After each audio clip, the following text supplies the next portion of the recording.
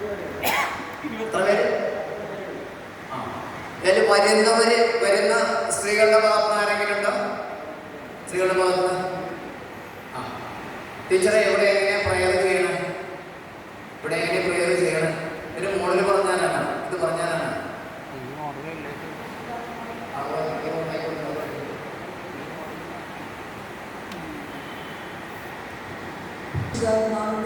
പാട്ട് പാടി ആദ്യം തുടങ്ങും.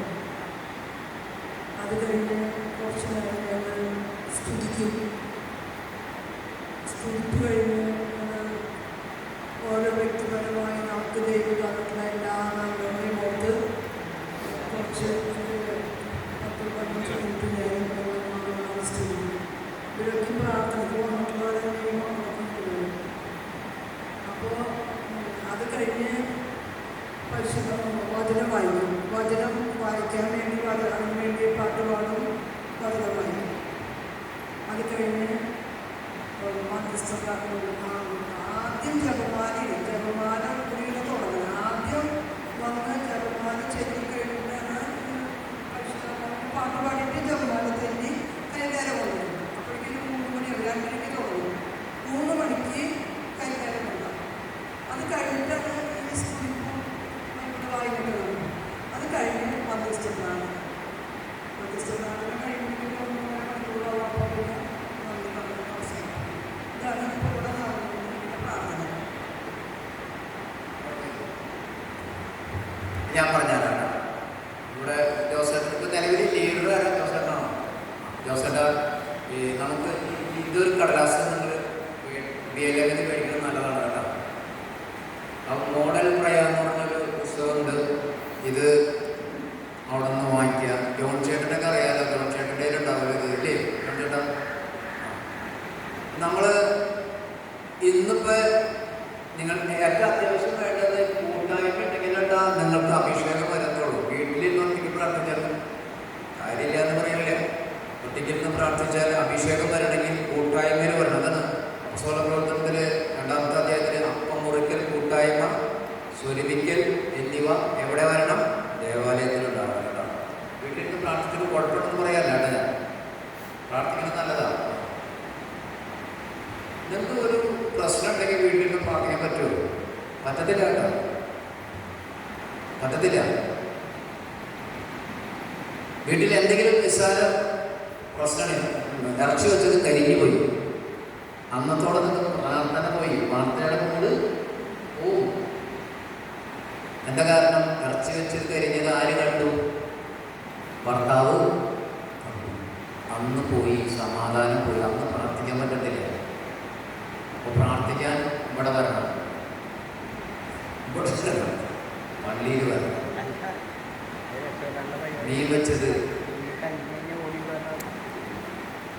ഉപ്പില്ല, തീർന്നു. അന്ന് നിങ്ങൾക്ക് കിട്ടാവുന്ന പരമാവധി കിട്ടാവുന്ന ഡോസ് മുഴുവൻ കിട്ടിയിട്ടുണ്ടാവും. അപ്പം നമ്മൾ ഓൾമ കരപ്പള്ളി പറയുന്ന മാതിരി എനിക്ക് പറയാറിയില്ല. കിട്ടിയത് തിന്നിട്ട് പോവാൻ മകരപ്പള്ളി അങ്ങനെ പറയാം, കിട്ടിയത് തിന്നിട്ട് പോവാൻ. മകരപ്പള്ളിയുടെ ഭാര്യയ്ക്ക് അങ്ങനെ ഒരു സുഖമുണ്ട്. മകരപ്പള്ളി പറയും കുറേ ചിലപ്പോൾ ഉപ്പ് വാരിയിടും, മനപ്പൂർവ്വം ഇടുന്നതല്ല കേട്ടോ, അറിയാണ്ട് ഇടുന്നത്. ഒരു പ്രാവശ്യത്തെ പിന്നീടുമ്പോൾ എന്തുണ്ടാവും? ഭയങ്കര ഉപ്പാവും. അപ്പോൾ മകരപ്പള്ളി ഒന്നും മിണ്ടില്ല, അത് തിന്നിട്ട് നമുക്ക് പറ്റില്ല. പരിശ്രമിക്കുന്നുണ്ട്, പക്ഷെ പറ്റണില്ല. അത് പറ്റണില്ല, പറ്റാത്തതുകൊണ്ടാണ് പറ്റില്ല എന്ന് പറയുന്നത് കേട്ടോ. ചില കാര്യങ്ങൾ പറയും. ഇപ്പം എൻ്റെ ഭാര്യയെ പ്രസംഗിക്കാൻ നടക്കണോളാം. അപ്പം ഞാനും പറയും, അവളും പറയും. ആൾ വചനം പ്രസംഗിക്കാൻ പോകുന്ന ആളാണ്, ഞാനും വചനം പ്രസംഗിക്കാൻ പോകുന്നതാണ്. അപ്പം ഞങ്ങൾ പറയും, ഉപ്പിട്ടത് കുറയാൻ ഉള്ള പരിശ്രമങ്ങൾ നീ നടത്തണം. അതെങ്ങനെ നടത്താം? ഓരോരുത്തരും മാവ് കലക്കിയിട്ട് അതിൽ ഒഴിച്ചാൽ മതി കേട്ടോ. പെട്ടെന്ന് ഒരു ലേശം മാവ് ഒഴിച്ച് പിന്നെ അത് മാറി കിട്ടാം. അപ്പം അതിനെ ചില പൊടിക്കൈകൾ നമ്മൾ പറഞ്ഞു കൊടുത്താൽ കുടുംബത്ത് അതുകൊണ്ടാവില്ല കേട്ടോ. അപ്പം ആദ്യം നമ്മൾ ഈ ഓരോ ആഴ്ചയിലും ഓരോരുത്തരും നിയമിക്കണം കേട്ടോ. ഈ ആഴ്ച നിയമിച്ച ആൾ അടുത്ത ആഴ്ച ലീഡ് ചെയ്യാൻ പാടില്ല കേട്ടോ. മാറി മാറി പ്രയർ ഗ്രൂപ്പ് ലീഡർ ജോസേട്ടനായാലും ജോസേട്ടൻ എല്ലാ ആരെ ലീഡ് ചെയ്യണം? മാറി മാറി. എൻ്റെ പ്രയർ ഗ്രൂപ്പിൽ അങ്ങനെയാണ്, മാറി മാറിയാണ് ലീഡ് ചെയ്യുക. അത് കഴിഞ്ഞ് ഈ ചേച്ചി പറഞ്ഞ മാതിരി ജപമാല ചെല്ലാൻ ആദ്യം വരുന്ന 2 പേരുള്ളവരും ജപമാല ആരംഭിച്ചോളൂ. അതിന് സമയം നോക്കേണ്ട കാര്യമില്ല. ജപമാല ആരംഭിച്ച പരിശുദ്ധാത്മാവിൻ്റെ പാട്ട് പാടുക. അത് കഴിഞ്ഞ് പ്രാരംഭം ഈ പ്രാർത്ഥന ഈ ലീഡർ ഇത് ചൊല്ലിക്കൊടുക്കണം. ഇത് പ്രിന്റഡ് പ്രാർത്ഥനയാണ്. നിങ്ങൾക്ക് പ്രിന്റഡ് പ്രാർത്ഥന ഉപയോഗിക്കാം, അല്ലെങ്കിൽ നിങ്ങൾക്ക് എന്ത് പ്രാർത്ഥന ഉപയോഗിക്കാം? സ്വയം പ്രേരിത പ്രാർത്ഥന ഉപയോഗിക്കാം. അതിനുശേഷം കുറച്ച് സമയം എല്ലാവരും ഭാഷാപരമുള്ളവർ സ്തുതിക്കാം. ഭാഷാപരമുള്ളവരെങ്ങനെ സ്തുതിക്കും? നിങ്ങൾ സ്തുതിച്ചേ ഹല്ലേലൂയ ഹല്ലേലൂയ, സ്തുതിച്ചേ ഹല്ലേലൂയ ഹല്ലേലൂയ ഹല്ലേലൂയ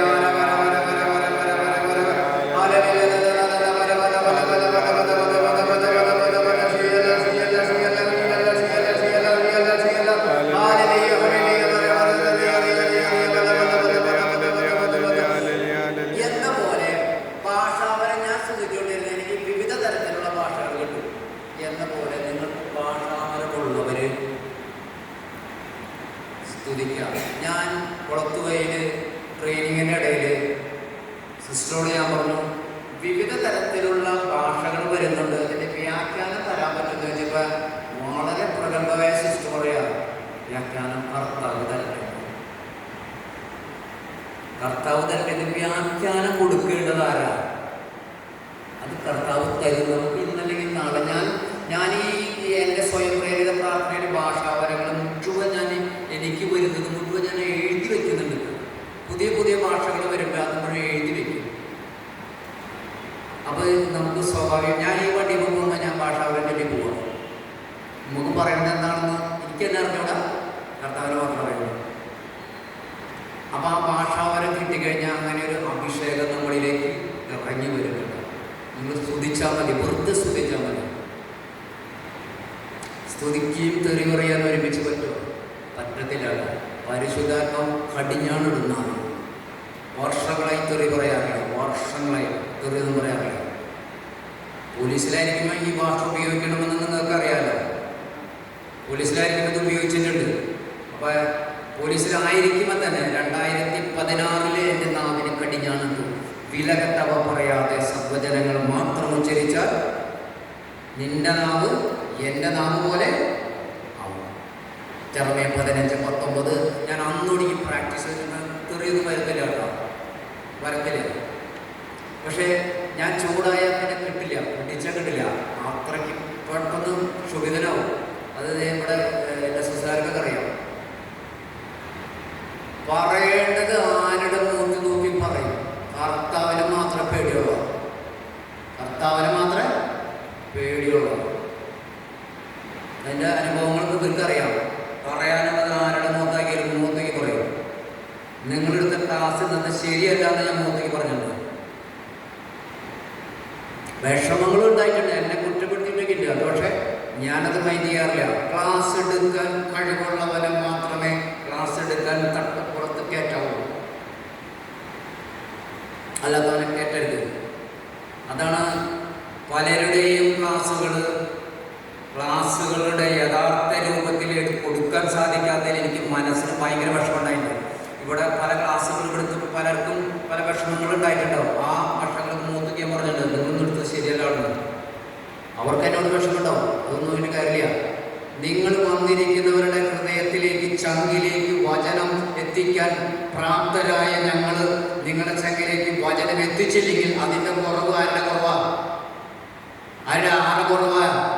ഇവിടെ ഇരുന്ന് ക്ലാസ് എടുത്തവൻ്റെ കുറവായിരിക്കണം. നിങ്ങൾക്ക് മാനസാന്തരം തരാൻ വേണ്ടിയിട്ടാണ് ഞങ്ങളിവിടെ പ്രസംഗിക്കുന്നത്. പ്രസംഗം ഒരു വാക്ചാതുര്യം കൊണ്ടുണ്ടാവുന്നതല്ല.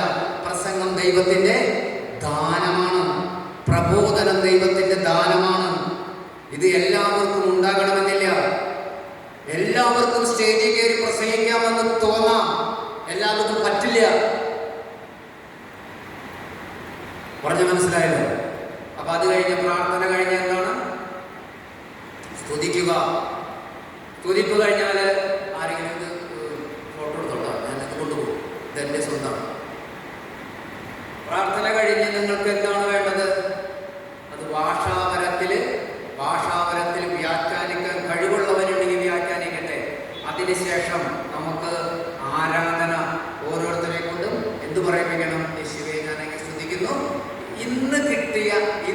കിട്ടിയ നന്ദികൾ, ഇന്ന് കിട്ടിയ നന്ദി എന്തുണ്ട് സഹോദരി സഹോദരി? ഒന്ന് എഴുന്നേറ്റത്, ഇന്ന് കിട്ടിയ നന്ദി എന്തുണ്ട്?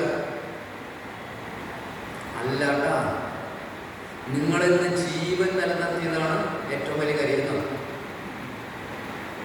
നിങ്ങൾക്കിന്ന് ജീവൻ കിട്ടിയതാണ് ഏറ്റവും വലിയ. അതിരാവിലെ ഓരോ പ്രഭാതവും നമുക്ക് തരുന്നത് ജീവൻ നിലനിർത്തുകയാൽ നീ ഇന്ന്, അല്ലെങ്കിൽ ഞാൻ ഇന്ന്, നാളെ രാവിലെ പ്രഭാതത്തിൽ എനിക്ക് കട്ടിലിൽ നിന്ന് എഴുന്നേൽക്കാൻ സാധിച്ച അതാണ് ഏറ്റവും വലിയ നന്ദി, സ്തുതി, ആരാധന. ഉറക്കത്തിൽ മരിച്ചുപോയാൽ സഹോദരി നമുക്ക് നാളെ പ്രഭാതത്തിൽ നന്ദി പറയാൻ പറ്റുമോ? അപ്പൊ ഓരോ പ്രഭാതവും കർത്താവിന് പുതിയതാണ്. ഇവിടെ വരാൻ സാധിച്ചതല്ല. ഇന്ന് നിങ്ങൾ ജീവൻ നിലനിർത്തി നിങ്ങളുടെ ഭവനത്തിൽ നിന്ന് ഇവിടെ എത്തിച്ചിട്ടുണ്ടെങ്കിൽ ആ എത്തിക്കുന്നതിന്റെ പേരാണ് ജീവൻ ദാനം. അതാണ് ദാനം. ഒരു പൊടി വന്ന് ഇങ്ങനെ വന്നപ്പോൾ നമ്മളുടെ ഈ കണ്ണിന്റെ ഷട്ടർ ഒന്ന് അടഞ്ഞില്ലെങ്കിൽ കണ്ണിലേക്ക് കയറി എന്ത് സംഭവിക്കും? കണ്ണുപോകും. അപ്പൊ ദൈവത്തിന്റെ സൃഷ്ടി എന്തോരം വലിയ അനുഗ്രഹമാണ്. ഈ ഒരു പൊടികൾ വരുമ്പോൾ, ഒരു കരട് വരുമ്പോൾ, ഒരു ഈച്ച വരുമ്പോൾ ഈ ഷട്ടർ അടഞ്ഞില്ലെങ്കിൽ എന്തുണ്ടാവും? ഇതിനെ ഷട്ടർ പിടിപ്പിച്ചേക്കണം അല്ലേ? ഷട്ടർ പിടിപ്പിച്ചേക്കണം ആണോ? ഈ ഷട്ടർ അടഞ്ഞില്ലെങ്കിൽ എന്തുണ്ടാവും? കണ്ണിൽ നിറയ്ക്കും. അപ്പൊ ദൈവത്തിന്റെ സൃഷ്ടിയെ കുറിച്ച് നമ്മൾ മഹത്വപ്പെടുത്തണം. ഇത് ദൈവത്തിന്റെ ദാനമാണെന്ന് നമ്മൾ അറിയണം. അതുപോലെ എല്ലാ കാര്യങ്ങളും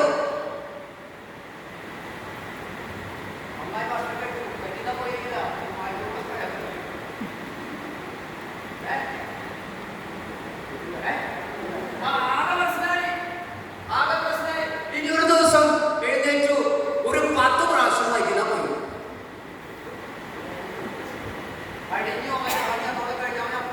ഇരിക്കാൻ പറ്റില്ല, കട്ടിലെന്ന് ഇരിക്കാൻ പറ്റില്ല. അപ്പൊ ദൈവത്തിന്റെ ദാനം, ദൈവമെല്ലാം ക്രമീകരിച്ചിരിക്കുന്നു. ശരീരം കൃത്യമായിട്ടും പ്രവർത്തിക്കാൻ നിനക്ക് ദൈവം തന്ന ദാനമാണ്.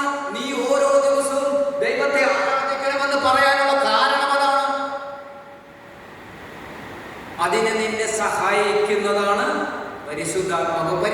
ഞാൻ ചിലരുടെ ഇതിലൊക്കെ എഴുതിയിട്ട് പരിശുദ്ധാത്മാവിന്റെ സ്വരം ശ്രമിച്ച് ജീവിക്കാൻ നിങ്ങൾ അനുദിനം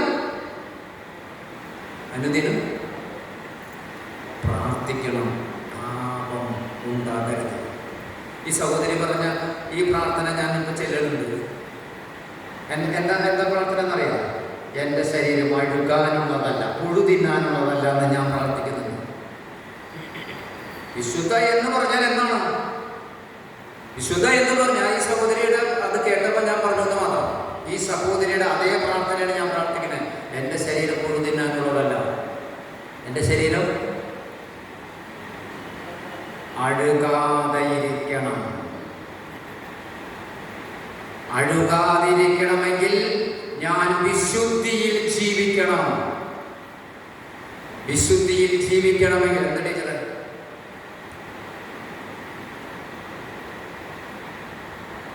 കൂടെ ഞാൻ ആഴ്ചയിലും എനിക്ക് കുമ്പസാരിക്കും. എല്ലാ ആഴ്ചയിലും ഞാൻ വചനം പ്രസംഗിക്കാൻ പോകുന്ന ആളാണ്. അപ്പം എനിക്ക് പാവം ഉണ്ടാകാൻ പാടില്ല. അപ്പം ഞാൻ എല്ലാ ആഴ്ചയും കുമ്പസാരിക്കും. ഒറ്റ ആഴ്ച പോലും മുടക്കില്ല. ഇനി ഈ ഒരാഴ്ചയുടെ ഇടയിൽ വീണ്ടും എന്തെങ്കിലും പാപത്തിലേക്ക് വന്ന് അപ്പോൾ പോയി കുമ്പസാരിക്കും. നുണ പറയില്ല, കള്ള പറയില്ല, സത്യമേ പറയൂ. ഇനി ആർക്കും ഒരു കൊടുക്കാനില്ല, ആർക്കും ഒരാളെ എനിക്ക് തരാനുമില്ല. ഞാൻ ആർക്കും കാശ് കട കൊടുക്കാനുമില്ല, എനിക്ക് കിട്ടാനുമില്ല. കിട്ടാനുണ്ട്, അത് ഞാൻ ഉപേക്ഷിച്ച് കളഞ്ഞിട്ടുള്ളതാണ്. ഒരു 1.5 വർഷമായി ഒരാൾ കാശ് മേടിച്ചുകൊണ്ട് പോയിട്ട് തരുന്നില്ല. അപ്പം ഞാൻ കഴിഞ്ഞ ധ്യാനം കൂടിയപ്പോൾ നിങ്ങൾക്കൊരു മനോവിഷമുണ്ടല്ലോ എന്ന് കൗൺസിലറെ വിളിച്ച് ചോദിക്കുക. അപ്പോൾ മനോവിഷമുണ്ട്, എൻ്റെ കാശ് മേടിച്ചിട്ട് ഇത് തന്നിട്ടില്ല, അതൊരു വിഷമമുണ്ട്, അപ്പം മറന്നുകളേക്കാൻ പറഞ്ഞു. അതിനുശേഷം ആ കാര്യത്തെ കുറിച്ച് എനിക്കറിയാം. അപ്പോൾ പരിശുദ്ധാത്മാവ് ചെറിയ കാര്യങ്ങൾ പോലും നിങ്ങൾക്ക് ഓർമ്മപ്പെടുത്തും. വർക്കേജൻ്റെ അടുത്ത് ധ്യാനം കൂടി കണ്ടിരിക്കുമ്പോൾ ഒരു കൗൺസിലിങ്ങിനിടയിൽ പറഞ്ഞു, പള്ളിയിൽ അച്ഛൻ വികാരി അച്ഛൻ ഒരു വീട് വെച്ചിരിക്കാൻ പോകുന്നു. വീട് വെച്ചിരിക്കാൻ പോകുമ്പോൾ ഈ കാപ്പിൽ ജോസേട്ടൻ പറഞ്ഞു, അച്ഛൻ ഇന്ന് വീട് വെച്ചിരിക്കാൻ പോകുന്നുണ്ടല്ലോ, അച്ഛൻ കോഴിക്കറി തിന്നേണ്ടി വരില്ല എന്ന് പറഞ്ഞു. അച്ഛനത് കേട്ട് വീട് വെഞ്ചിരിപ്പം കഴിഞ്ഞ് മൂടുമേശയുടെ ചുറ്റും എല്ലാവരും വീട്ടുകാരും അച്ഛനൊക്കെ ഒരുമിച്ചിരുന്നപ്പോൾ പുറത്തുനിന്ന് പറന്നു വന്ന് കോഴിക്കറിയിലൊരു കോഴി അതിൽ വീണു. പിന്നെ ഇതിനകത്ത് കാപ്പിൽ ജോസേട്ടന് അതിന് ദർശനപരം കൊടുത്തത് കൊണ്ടാണ് കാപ്പിൽ ജോസേട്ടൻ പറഞ്ഞ് വികാരി അച്ഛനോട് പറഞ്ഞ് അച്ഛനെന്ന് വഞ്ചരിക്കുന്ന ആ വീട്ടില് കോഴിക്കറി അച്ഛന് തിന്നേണ്ടി വരില്ലെന്ന് പറഞ്ഞു. അപ്പൊ പരിശുദ്ധാത്മാവ് ചെറിയ കാര്യങ്ങൾ പോലും നമുക്ക് പരിചയപ്പെടുത്തും. ഞാനൊരു ചെറിയ ഉദാഹരണം പറയാം. എൻ്റെ ഒരു ഉദാഹരണം പറയാം. ഈ മരണവുമായി ബന്ധപ്പെട്ട് പേടിക്കാൻ വേണ്ടി പറയണതല്ല. ഞാൻ എവിടേക്കെങ്കിലും യാത്ര പോകുമ്പോൾ എയർലാൻ എന്ന് പറഞ്ഞ സാധനം എയർലാനായിട്ടല്ലേ എയർലാൻ ഞാൻ പോകുന്നതിന് മുമ്പ് എൻ്റെ വണ്ടിയുടെ മുന്നിലൂടെ ക്രോസ് ചെയ്ത് ചാടിയിട്ടുണ്ടെങ്കിൽ എവിടെയെങ്കിലും ഒരെണ്ണം പോയിട്ടുണ്ടോ? അടയാളം തരുന്നത് എനിക്ക് പരിശുദ്ധാത്മാവ് എനിക്ക് തോന്നിപ്പിക്കുന്നതാണ്. ഈ സാധനം ക്രോസ് ചെയ്തിട്ടുണ്ടോ ആ രാത്രി അല്ലെങ്കിൽ പിറ്റേ ദിവസം ഒരു മരണം പരിശുദ്ധാത്മാവിൻ്റെ അടയാളമാണ്. ഞാൻ ഈ വിവരം എൻ്റെ കൗൺസിൽ ചെയ്ത സിസ്റ്ററോട് പറഞ്ഞു, നിങ്ങൾക്ക് തരുന്ന അടയാളമാണെങ്കിൽ ആ അടയാളം മരിക്കാൻ കിടക്കുന്ന ആരെങ്കിലും കൂടി അവർക്ക് വേണ്ടി പ്രാർത്ഥിച്ചോളാം. അത് എനിക്ക് തന്നാലും ഇത് എനിക്ക് തരുന്ന ഇടയ്ക്കിടയ്ക്ക് കിട്ടുന്നുണ്ട്. അപ്പോൾ ഈ കിട്ടുന്ന അടയാളം കിട്ടുന്നതോടൊപ്പം ഞാൻ എന്ത് ചെയ്യും, അവർക്ക് വേണ്ടി ആരെയോ ഒരാൾ മരിക്കാൻ കിടക്കുന്നുണ്ട്, അവർക്ക് വേണ്ടി പ്രാർത്ഥിക്കും. ഈ മരിക്കാൻ പോകുന്ന ആളെ സ്വർഗവാതിൽ പ്രവേശിപ്പിക്കണമെന്ന് പറഞ്ഞ് പ്രാർത്ഥിക്കും. പിന്നെ നിങ്ങൾക്ക് പറയുമ്പോൾ രസകരമായി തോന്നാം, രോഗശാന്തി വരെ ഉണ്ട്. പക്ഷെ ഞാൻ കൈവച്ചിട്ട് ആരും രോഗം മാറിയത് കണ്ടിട്ടില്ല. പക്ഷെ ഞാൻ പ്രാർത്ഥിച്ചു കഴിഞ്ഞ് മരിക്കാൻ കിടക്കുന്ന രോഗി പ്രാർത്ഥിച്ച പിറ്റേ ദിവസം മരിക്കുന്നുണ്ട്.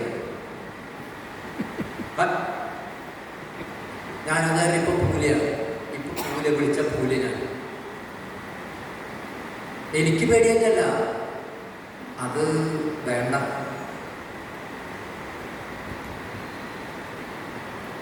എൻ്റെ സാക്ഷി പറയുകയാണെങ്കിൽ ഈ 45 മിനിറ്റ് സാക്ഷി ഉണ്ടായിരുന്നു, ഞാൻ അതിന് 8 മിനിറ്റിൽ ചുരുക്കി. രോഗം മാറുന്നുണ്ടാവും ചിലപ്പോൾ, പക്ഷെ ഇതൊരു എന്നെ മരണാസനം പുഴുവരിച്ച് കിടന്ന ഒരു വീട്ടിൽ ചെന്ന് ഞാൻ പ്രാർത്ഥിച്ച് പിറ്റേ ദിവസം അത് മരിച്ചു. പ്രാർത്ഥിക്കാൻ വേണ്ടി കൊണ്ടുപോയതാണ് എന്നെ. ആ വീട്ടിൽ ചെന്ന് പ്രാർത്ഥിച്ച് പിറ്റേ ദിവസം അത് മരിച്ചു.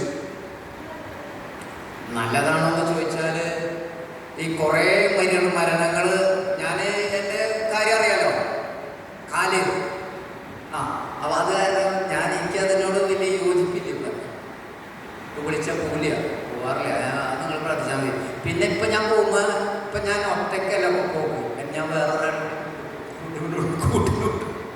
എന്താ കാരണം വെച്ചാൽ ഈ നിങ്ങൾക്ക് അറിയാം ഈ സൈഡ് എഫക്റ്റ് ഉണ്ട് ഇതിന്, എല്ലാം പോകുമ്പോഴത്തേക്കും സൈഡ് എഫക്റ്റ് ഉണ്ട്. അപ്പോൾ ഒരാൾ കൂടെ വന്നാൽ എന്തെങ്കിലും കിട്ടണമെങ്കിൽ അവനും കൂടി കിട്ടിക്കോട്ടെ. അപ്പോൾ ഞാൻ ഒറ്റയ്ക്ക് പോകില്ല. ഇപ്പം പ്രാർത്ഥിക്കാൻ വന്നാൽ 2 പേരും ഒരുമിച്ച് പോകും. ഒരു വീട്ടിൽ ചെന്ന് കയറണമെങ്കിൽ തന്നെ അസ്വസ്ഥത.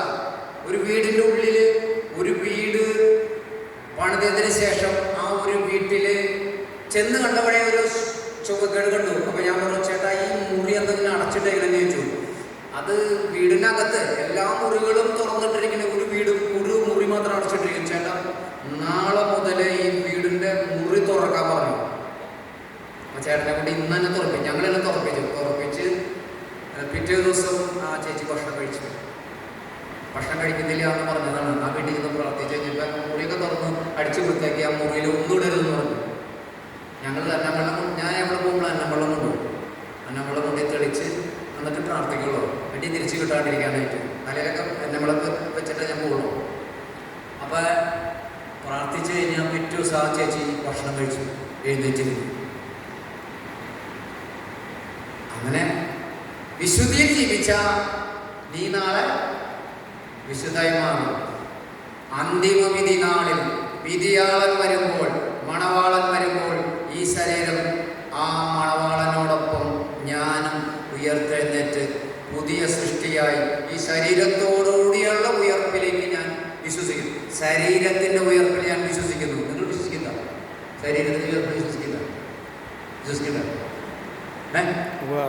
ശരീരത്തിന്റെ ഉയർപ്പിൽ വിശ്വസിക്കുന്നു എന്നാണ് നമ്മളെല്ലാ വിശ്വാസ പ്രമാണത്തിലും പറഞ്ഞുകൊണ്ടിരിക്കുന്നത്. ഇപ്പൊ ശരീരത്തിന്റെ ഉയർപ്പിൽ നമ്മൾ വിശ്വസിക്കണം. അപ്പം ഈ ശരീരം തന്നെ നമ്മൾ ദൈവത്തിന് മുമ്പിൽ, മണവാളന്റെ മുമ്പിൽ വിരുന്നിന് ഞാനും ഇരിക്കുമെന്നുള്ള ഒരു ബോധ്യം എനിക്കുണ്ട്. ചേച്ചി പറഞ്ഞു അത് അന്ധവിശ്വാസമല്ലേ? എന്ത് അന്ധവിശ്വാസം എന്നല്ല, പരിശുദ്ധാത്മാവിൻ്റെ ഞാൻ ഇതേ ചോദിച്ചു ഞാൻ സിസ്റ്ററോട്. സിസ്റ്റർ എനിക്കിങ്ങനെ ഈ നെടിലാൻ്റെ അടയാളം തരുന്നത് അത് സഹോദര ജോർജ് ബ്രദർ പ്രാർത്ഥിക്കാൻ വേണ്ടിയിട്ടാണ്. ഓരോ ദിവസവും ഒരേ വീട്ടിൽ എന്തെല്ലാം പ്രശ്നങ്ങളാണ് എനിക്ക് വിളിച്ചു പറയുന്നത്. ഇന്നൊരു വീട്ടിൽ നിന്ന് മരുമകളെ അമ്മായിയപ്പൻ വെറുതെ ഒരു സാരിയുടെ കാര്യത്തിന് പോലും വഴക്കുണ്ടാക്കി വീട്ടിൽ അസ്വസ്ഥത ഉണ്ടാക്കണം. അമ്മായിപ്പൻ പള്ളി പോണ ആളാ എല്ലാ ദിവസവും. അവൻ്റെ എന്ത് ക്രിസ്ത്യാനിയാണ്? അപ്പം ഞാനും എന്ത് ക്രിസ്ത്യാനിയും ചോദിക്കും. എന്നിൽ കുറവുകളുണ്ട്. കുറവുകൾ പരിഹരിക്കുമ്പോഴാണ് നമ്മൾ യഥാർത്ഥത്തിൽ പരിശുദ്ധാത്മാവിൻ്റെ ഒരു ആലയമായി മാറുന്നത്. പരദൂഷണം പറയരുതല്ല, കുറ്റം കേൾക്കരുത്, കുറ്റം പറയരുത്, കുറ്റം കേൾക്കാനും പോകരുത്, കുറ്റം പറയാനും പോകരുത്, നുണ പറയരുത് കേട്ടോ. ചെറിയ നുണ പോലും പറയരുത്, കുഞ്ഞു നുണ പോലും പറയരുത്. സഭയെ കളിയാക്കരുത്. അങ്ങനെ ഒരുപാട് കാര്യങ്ങളിൽ വിശുദ്ധിക്ക് ജീവിക്കാൻ നിങ്ങളെ സഹായിക്കും കേട്ടോ. വിശുദ്ധിയിലാണ് പരിശുദ്ധാത്മാവ് പ്രവർത്തിക്കുള്ളൂ കേട്ടോ. അത് കഴിഞ്ഞാൽ നിങ്ങൾ എന്ത് വേണം? വചനമെടുക്കണം. നന്ദിസ്തുതി ആരാധന കഴിഞ്ഞാൽ വചനം എടുക്കണം. വചനം എടുത്തു കഴിഞ്ഞാൽ വചനത്തെക്കുറിച്ച് ഇപ്പോൾ ഞാൻ പറഞ്ഞതുപോലെ ഒരു ചെറിയ വചനം എടുക്കുക. വലിയ ഒരു അധ്യായം പോലും പറയാൻ പറ്റത്തില്ല കേട്ടോ. വചന സന്ദേശം എടുക്കേണ്ടത് ഒരെണ്ണം അല്ലെങ്കിൽ രണ്ടെണ്ണം. ചിലപ്പോൾ ഒരു കഥയാണെങ്കിൽ, ഒരു ഉപമയാണെങ്കിൽ അത് മൊത്തെടുത്തു. അല്ല, ഒരു വചനമാണ് പറയാന്നുണ്ടെങ്കിൽ ഒറ്റ വചനം എടുക്കാവൂ. ആ വചനത്തെക്കുറിച്ച് മുൻപും പിൻപും വചനം എന്തു പറയുന്നു എന്ന് നിങ്ങൾ ശ്രദ്ധിക്കണം കേട്ടോ. വചനം ഇപ്പൊ മർക്കോസിന്റെ ഗരസേനരുടെ നാട്ടില് കല്ലറടയിലെ സഞ്ചരിച്ച കിടന്നൊരുത്തിന് നിങ്ങൾക്ക് 5-ാം അധ്യായം, ഈ 5-ാം അധ്യായം എടുക്കുമ്പോൾ 5-ാം അധ്യായത്തിന്റെ ആ ഒരു പോർഷൻ മുഴുവനായിട്ട് വായിക്കണം കേട്ടോ. അല്ലെങ്കിൽ അതിന്റെ അർത്ഥം കിട്ടത്തില്ല, നിങ്ങൾക്ക് അതിന്റെ ഉപമ കിട്ടത്തില്ല. അപ്പൊ അത് വായിച്ച് അതിനെക്കുറിച്ച് വിചിന്തനം ചെയ്യാം. പിന്നെന്താണ്, അതിനുശേഷം ഈ വചനത്തെക്കുറിച്ച് പറയാൻ എല്ലാവർക്കും അവസരം കൊടുക്കണം കേട്ടോ. എല്ലാവർക്കും അവസരം കൊടുക്കണം.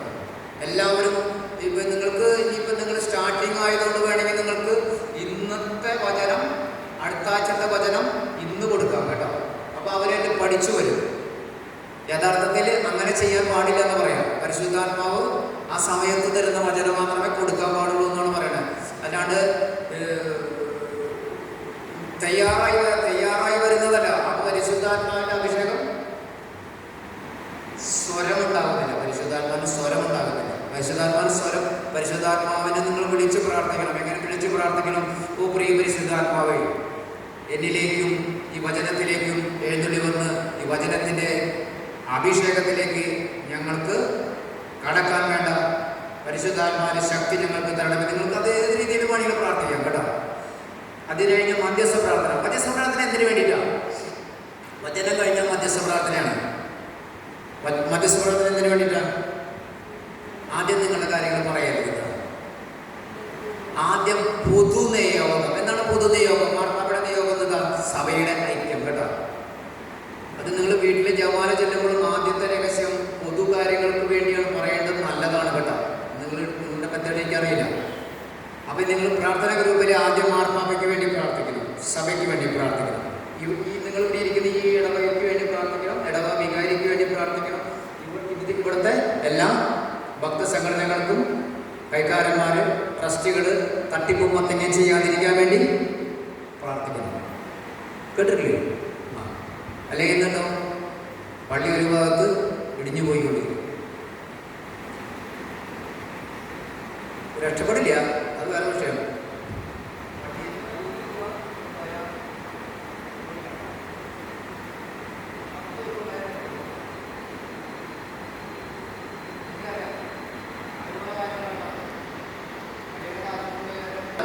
ലോകർക്ക് വേണ്ടിയിട്ട് അവസാനം നിങ്ങളുടെ ദൈവങ്ങൾ പറയാം. നിങ്ങൾക്ക് അന്നത്തെ ദിവസത്തെ നിങ്ങൾക്ക് ഉണ്ടായിരുന്ന ദുഃഖങ്ങൾ, ചിലപ്പോൾ ഭർത്താവ് ഒരടി തന്നുണ്ടാവും, ഭാര്യയ്ക്ക് കിട്ടിയിട്ടുണ്ടാവും. അപ്പോൾ ഇവിടെ പാട് കിടക്കുന്നുണ്ടാവും. അപ്പോൾ ചില ഭാര്യമാർ പറയും, എന്താ പറ്റിയേ? അത് ഞാൻ ചുമരി പിടിച്ചതാ. ചുമരുമ പിടിച്ചതാണ്. അപ്പം പരസ്യമായി പറയാൻ പറ്റാത്ത ചില കാര്യങ്ങൾ പ്രാർത്ഥന ഗ്രൂപ്പിൽ പരസ്യമായിട്ട് പറയണ്ട. അതിവിചിന്തനം ചെയ്യാനല്ല പ്രാർത്ഥന ഗ്രൂപ്പ് കേട്ടോ. വർത്തമാനത്തിൻ്റെ വിശേഷമൊക്കെ അതൊക്കെ കർത്താവ് കണ്ടു. ആര് കണ്ടുണ്ടാവും? കർത്താവ് കണ്ടുണ്ടാവും. അതൊന്നും പരസ്യമായിട്ട് പറയണ്ട. വീട്ടിലെ വിഷമങ്ങൾ പരസ്യമായിട്ട് പറയാൻ പറ്റാത്തതാണ് ഈ പറയരുത് കേട്ടോ. രഹസ്യമായി പറയാവുന്ന എല്ലാ കാര്യങ്ങളും പറയണം. എന്താണ്? മക്കളുടെ പരീക്ഷ അല്ലെങ്കിൽ അങ്ങനെയുള്ള കാര്യങ്ങൾ അതൊക്കെ അവസാനമായി പറയാൻ പാടുള്ളൂ കേട്ടോ. മധ്യസ്ഥ പ്രാർത്ഥന എന്ന് പറഞ്ഞാൽ ലോകസമാധാനത്തിനും നല്ല ഭരണാധിപന്മാരുണ്ടാകണം. തട്ടിപ്പും മത്തയ്ക്കും ചെയ്യാത്ത ഭരണാധിപന്മാരുണ്ടാകാനും ലോക സമാധാനം നിലനിൽക്കാൻ വേണ്ടി സഭയിൽ വിശുദ്ധരും ഉണ്ടാകാൻ വേണ്ടി പ്രാർത്ഥിക്കണം. അത് പ്രാർത്ഥന കഴിഞ്ഞ് നിങ്ങളുടെ വ്യക്തിപരമായ പ്രാർത്ഥനകൾ, നിങ്ങൾക്ക് രോഗമുള്ളവരുണ്ടെങ്കിൽ രോഗമുള്ളവർക്ക് വേണ്ടി പ്രാർത്ഥിക്കാം കേട്ടോ. അത് കഴിഞ്ഞ് പങ്കുവെക്കണം. ചിലപ്പോൾ ചിലർക്ക് ഈ കൂട്ടായ്മയിൽ വന്നിട്ട് ചില അസുഖങ്ങൾ മാറിയിട്ടുണ്ടാവും. അപ്പോൾ അത് എന്ത് പറയണം? ദൈവത്തിന് നീ എൻ്റെ പിതാവിൻ്റെ മുമ്പിൽ നീ എന്നെ ഏറ്റുപറഞ്ഞാൽ ഞാൻ എൻ്റെ സ്വർഗസ്ഥനായ പിതാവിൻ്റെ മുമ്പിൽ നിനക്ക് വേണ്ടി ഞാൻ മാധ്യസ്ഥം വഹിക്കും.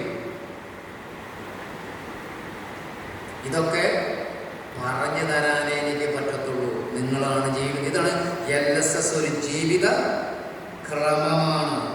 LSS ഒരു ജീവിത ക്രമമാണ്. അത് പഠിക്കേണ്ടതാണ്, അത് പ്രാവർത്തികമാക്കേണ്ടതാണ്, അത് ജീവിതത്തിൽ അനുകരിക്കേണ്ടതാണ്. ഇതാണ് LSS. അവസാനം എന്താണ്? പൊതുവായ അറിയിപ്പ്. സ്വോത്രകാഴ്ചയൊന്നും ഗ്രൂപ്പിൽ എടുക്കണ്ടാട്ടോ. ആ പരിപാടി വേണ്ട. അത് വേണ്ടെന്നാണ് എൻ്റെ അഭിപ്രായം. സ്വോത്രകാഴ്ച ഞങ്ങൾ എടുക്കാറില്ല. ഞങ്ങൾ മാസത്തിലൊരിക്കൽ എന്തെങ്കിലും പൈസ വേണമെങ്കിൽ പറഞ്ഞാൽ അങ്ങോട്ട് കൊടുക്കും. അത് കഴിഞ്ഞ് ഹാജർ ബുക്ക് വേണം. ഓരോ ദിവസവും ഹാജർ ബുക്ക് എഴുതണം. പ്രസൻ്റ് ആവുന്നവർ എഴുതണം. എന്നിട്ട് അവരുടെ ഫോൺ നമ്പർ ഇന്ന് കൂടി ഉണ്ടെങ്കിൽ അടുത്ത ആഴ്ചയ്ക്ക് വരുമ്പോൾ ആ ഹാജർ ബുക്കിൽ ഇന്ന് എന്ത് ചെയ്തു എന്നുള്ളത് അവസാന ദിവസം സമയത്ത് പറയണം. ഇന്ന് ഇത്ര പേര് ഉണ്ടായിരുന്നു, അത് പുസ്തകത്തിൽ റിപ്പോർട്ടായിട്ട് ചെയ്യണം. ഇതാണ്